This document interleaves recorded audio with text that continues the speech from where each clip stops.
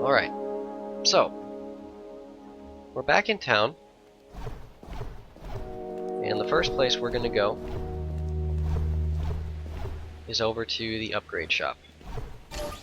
And just hold down Y or triangle, whatever your activate button is, and that will purchase Chain Dash for you. So Chain Dash has some more specific mechanics. You can obviously chain your dashes, and then you'll lose stamina, which is the white bar in the top left corner now above your health and ammo. And Chain Dash, as I said, has very specific mechanics. So you can chain dashes infinitely, right, until you run out of stamina. A set of 2, like this, so 2 dashes, and then a pause, and then 2 more, that will conserve your stamina greater over long distances. Sets of 3, like this, are fastest, but you run the risk of bonking into things when you do 3 or more, like this, which obviously wastes time. Also, on your 4th or later, you'll do a slide at the end, like that. The slide isn't that useful, however, in some areas you can actually just chain dashes until you reach something that you can activate, such as an elevator, because you can activate things during the slide. The slide is also useful during the start of the West boss in this category, as well as in categories with where you actually fight the boss. Spoiler alert, we skipped him. Anyway, I'll show you what movement should look like when you leave the shop.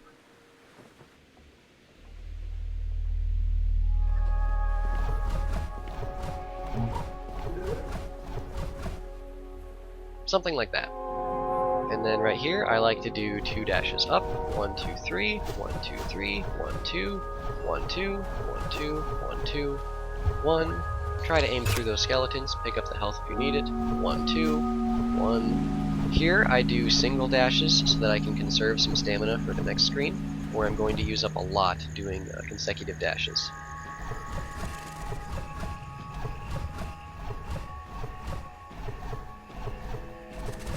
All of those dashes are pretty much predetermined, so I've really that's just learning the pattern of that room and then blazing through it. In this room, you can actually, before the frogs activate, you still have to watch the cutscene, but before the other 2 jump out, you can dash over here. And in this room I like to use sets of 2 just to conserve stamina. Except for right there, because then I can use 2 sets of 3 to get down here faster. So dash down once, activate the elevator, sit to regenerate your stamina faster if you need to. Continue dashing this way.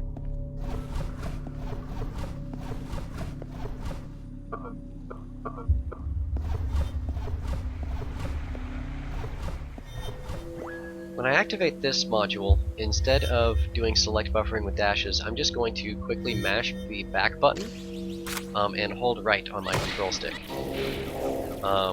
Because I just want to walk over to this part of the ledge and then dash.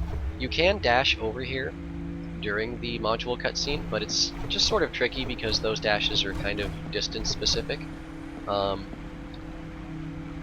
And I don't want to lose any health. It's better to not lose health. Since I'm in an optimal run, you'll be skipping a lot of medkits. Right here you can actually dash over the side of these candles, or flames, whatever you would like to call them. The point is, get to the elevator and go up. Stairs are tricky to dash over because you kind of have to dash with them. And what I mean by that is, you see how they slope? You kind of have to aim upright in order for you to not bonk on the stairs. I'm not going to activate that warp pad, but they do replenish health, so if you need health, you can pick some up there.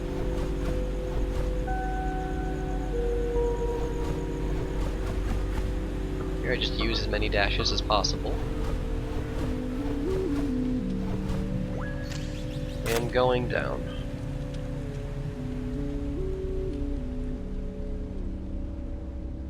And we're going to see some more combat here. Again, the way that you deal quick damage like this is by swinging your sword as soon as you push fire, pretty much. I like to fire 2 shots preemptively at this guy, and then I can just do 2 quick flinks in order to finish him off. These guys are just on a timer. Okay, Right here is going to be the first instance of a red door out of bounds. The red doors are slightly different than all the other doors, obviously because they disappear and reappear. They reappear after about 5 to 6 seconds, give or take. And what I want to do is activate it and then walk down here so that even the tip of the drifter's horns, or helmet, whatever you'd like to call them, ears I guess, are not where the red is. So activate this, and then as soon as it reforms, you can use an audio cue or just count to 5. You just walk up into it and then hold left and dash. This is slightly trickier to do on the 60 FPS patch because you actually have to line yourself up with the wall as it reforms and dash on a specific frame. Anyhow, I'm out of bounds, and again, you'll die after about 3 seconds out of bounds, so you can counteract that by sitting, or healing, or falling, or taking damage. But this one's really easy. You just hold left and dash over through the wall to get to this module. I'm going to activate it. I'm going to select buffer down to this switch, and then when my map's open, I'm going to hold down my activation button, which will allow me to activate that switch as the module cutscene is playing, and then I can dash down and then get to this elevator very quickly. But this room has what we call the keyless skip. So called because we skip a door that requires a key. So another red door out of bounds. Again, 1, 2, 3, 4, 5. Hold left and then dash. This out of bounds is rather specific because there's only certain spots you can walk on out here. The way I do it is I dash out of bounds and then I just hold left and either dash or walk until I see the screen transition. You don't have to do this quickly, just make sure that if you do go slow that you sit or heal yourself so that the out of bounds timer doesn't kill you. So dash left or walk left until you see the screen move. It's very difficult to see my character, so I'll swing my sword. Hopefully you can see that. There. You can see the sprite a little better now too. So as you can see, I'm underneath where the key door is. All I'm going to do is dash up into its activation, like so. Now, proceeding through this room, you want to move as quickly as possible, obviously. You honestly can just ignore all the enemies, and if you dash as close as possible to these flame pillars, the fire actually will not hurt you. Activate this module, and this one I recommend only really for intermediate to advanced runners, this select buffer, especially if you're playing New Game Plus, just because it is tricky to maneuver and you are liable to take a lot of damage. So then just get out of the room, don't need anything else here. I know it looks easy and it'll actually be hard, it just takes practice. So now you're probably thinking, there's an arena over here. If I enter it, it'll be slow, and also there's a locked door up ahead, which is unlocked by defeating the arena. Instead, you can use these barriers that form here, stand in them, and then just walk into the wall. It's very easy. I like to get up here by this lantern and sit down. You can hopefully see my sprite on screen, or the outline anyway. Where I want to go, try and get my gun cursor right there. There's a small little ledge out here, so what I want to do is walk until my character is sitting or standing on the ledge. It just takes a little bit of practice to get used to. Hold right and aim yourself over at this little tiny ledge right here. And then the reason I fell is because I pushed the sit button. You need to walk onto it a little bit before you sit, otherwise you will fall and you can possibly go back to the previous ledge. In this out of bounds section, I ideally want to stay as close to the wall as possible because that's where the floor is. Go over here, walk along the wall, dash up here, sit down or heal, and then you want to dash behind this door, but you need to do it high enough so that you don't die, because surrounding every door in this game out of bounds is a red zone that will kill you instantly. You can still transition and die at the same time, and the game will give you the transition. However, if you die during a transition, the game takes away all of your health kits. I like to walk about up here just past where you can actually see the sprite above where these top bricks or cement or stone, whatever you like to call it, ends, and then hold right and dash. I actually went too high, and that time I died, because I dashed into the death barrier. So I guess this is good.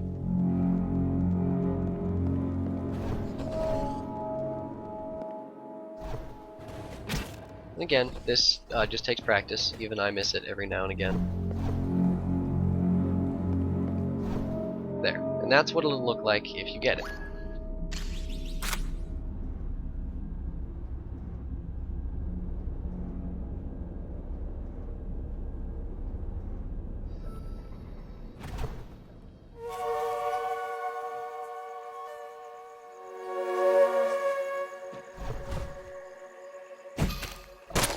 More cutscenes that we can't skip.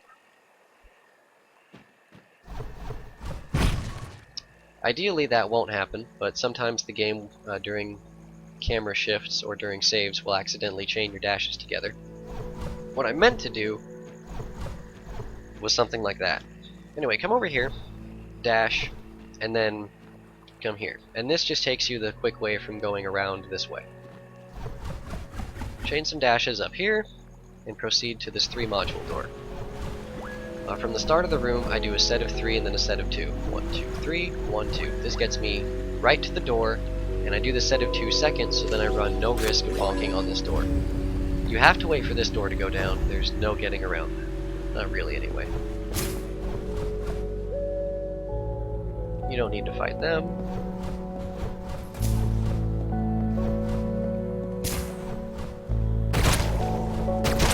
You do need to fight all of these enemies. Kill them in whatever way you like.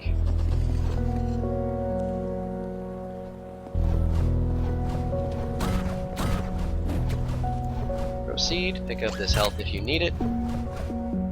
Now I have to explain what frog skip is. So, come up here, break this flower, it's important.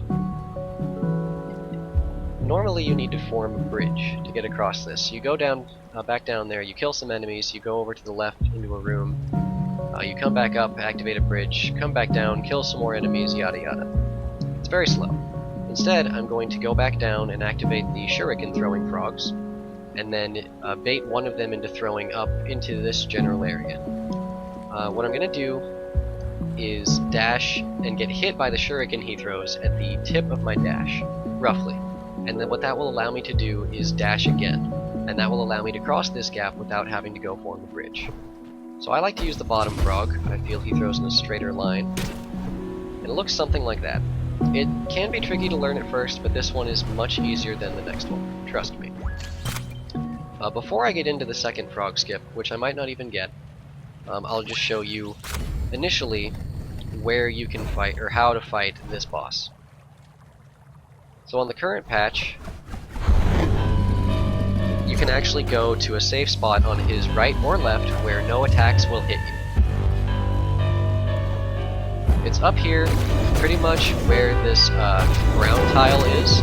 Anywhere above, like on the tile, or just below it will work. Too low and you will get hit by the punching. So just stand here, wail away with your sword and your gun.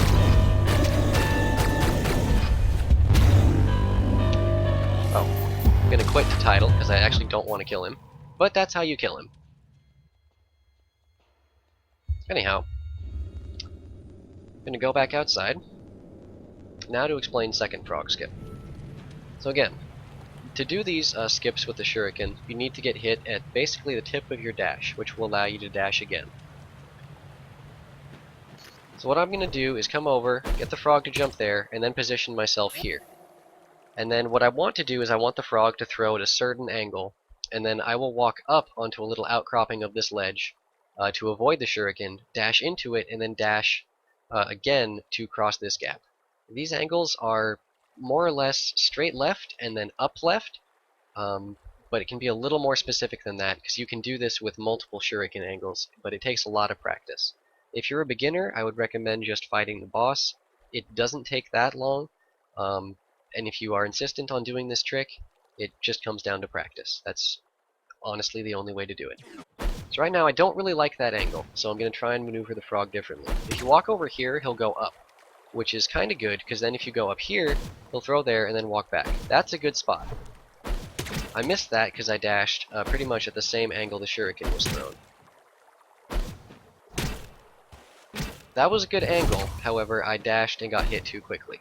Keep in mind you need 2 health to do this or you will die, and if you didn't go into the room with the frog boss, you will be back at the start and you'll have to perform the first skip again.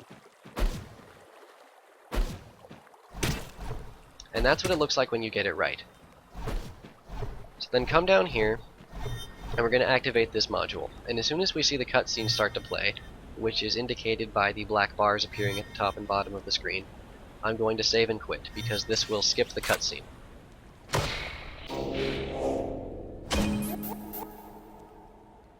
And then just mash A or Enter or X to restart the game. Push the sit button so you'll start sitting instead of lying on your face. Come back up here and go through this door. And now we pick up the blunderbuss, or as many call it, the shotgun. You can actually select buffer away from the shotgun, but you don't necessarily need to. The shotgun is important for a lot of reasons. So as you can see, this is the shotgun. That's what its ammo looks like. It actually uses, if you fire it, it uses 2 pistol shots, so they use ammo a little bit differently. Having the shotgun is important for a lot of reasons. At point blank range, if you hit with all its shots, it deals 5 damage. And you can, of course, plink with it, so that will let you deal 6 damage. More importantly, because you now have 2 weapons, you can swap weapons. This is important because when you swap weapons, it instantly reloads whatever weapon you had out, provided you have ammo. So you may notice if I just have the shotgun, and if I actually had more shots, if I fire it, you hear that sound, which is it reloading. If you fire the gun, push B on Xbox controller or circle on PlayStation controller. If you push B or circle twice, you'll swap weapons twice, which will instantly reload your shotgun. So essentially, the way to deal the most amount of damage to bosses or other enemies is fire your shotgun, swing your sword, switch weapons twice, and repeat. Anyway, come over here, and if you were able to do the frog skip, which is just what we call it, the shuriken skip I did earlier, you would activate this pillar, and just like in the north, you would then immediately open your map and then teleport back to town. If you fought the frog boss, you would activate this pillar, watch the cutscene, go to the left, grab the shotgun, and then activate the module. And then just like in the north, as you activate the module, you would teleport back to town. So when you teleport back depends on what order you do things in. Anyway, back to town. And then we proceed to the west.